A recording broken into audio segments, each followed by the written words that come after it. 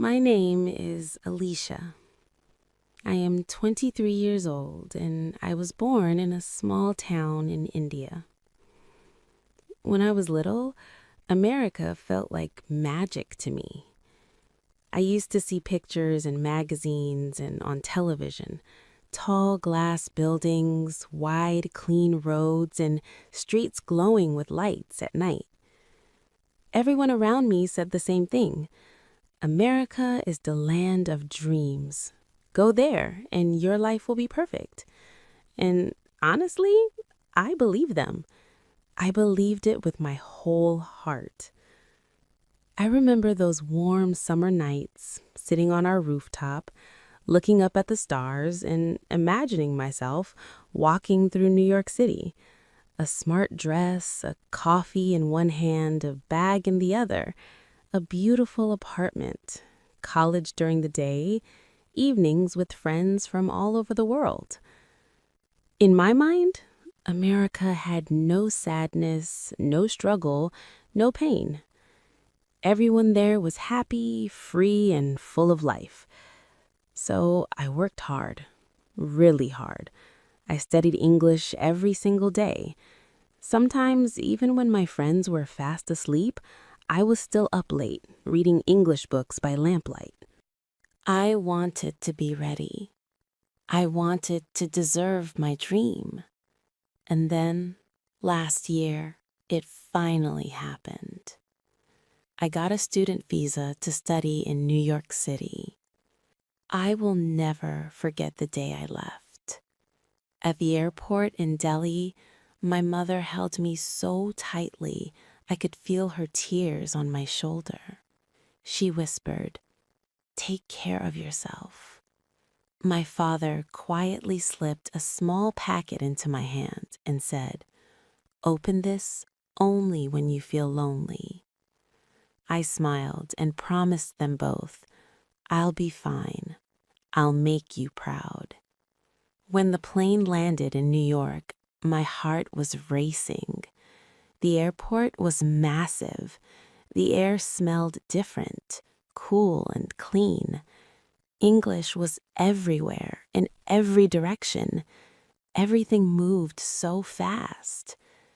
As the taxi drove me through the city, I pressed my face close to the window, watching the tall buildings, the flashing billboards, the busy streets. I thought to myself, this is it. My new life starts right now. In those first few days, everything felt wonderful. The streets were full of energy. Restaurants from every country, people from every culture, food I had never tasted, technology I had only seen in movies. On my very first night, I stood by the window of my small rented room, looking out at all those city lights, and I thought, this is paradise. But slowly, very slowly, small cracks started to appear in that beautiful picture. The first thing that hit me was money. I knew America was expensive, but I had no idea how expensive.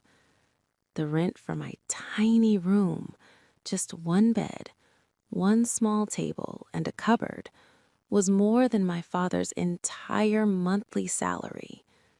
Food was costly. A bus ticket was more than I had expected. Even a simple cup of coffee felt like a luxury. My savings disappeared faster than I could believe. I had to find a job. I got a part-time position at a small cafe. My shift started in the evening and ended late at night. I cleaned tables, washed dishes, served coffee. I thought it would be easy, but after standing for hours, my feet ached. My hands smelled of soap and dishwater. When I came home at midnight, my back hurt so badly I could barely sleep. One night, walking home alone after my shift, the streets were dark and almost empty. I could hear my own footsteps on the pavement. Every shadow made me nervous. Back in my homeland, people walked together at night, talking, laughing. Here, I felt completely alone. It was on one of those late nights that I saw something that broke my heart.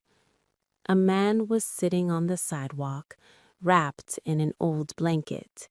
His hair was messy, his face tired. He looked up at me and said softly, "Do you have $1? I am hungry." I didn't have much myself, but I gave him the little change I had. He smiled weakly and whispered, "God bless you." After that night, I started noticing more and more. People sleeping under bridges, lying on sidewalks, using newspapers as blankets. I realized something important. Even in the land of dreams, there are people who have lost everything. Then came the loneliness. In my country, neighbors visit without asking. We eat together, we share stories, we celebrate festivals like one big family. But here, everyone was busy. People walked fast, eyes on their phones, no eye contact, no smiles for strangers. Some days, I felt completely invisible. I missed my mother's voice calling me for dinner. I missed the smell of her cooking, warm spices, fresh chapatis. I missed my father's gentle words and my brother's silly jokes. One winter night, I sat alone in my room, watching the cars move quickly below, and I thought, you can be surrounded by millions of people and still feel completely alone. Then came the culture shock. Back home, I dressed modestly and followed certain traditions. Here, life was more open, more fast, more independent. Sometimes I felt like I didn't belong anywhere.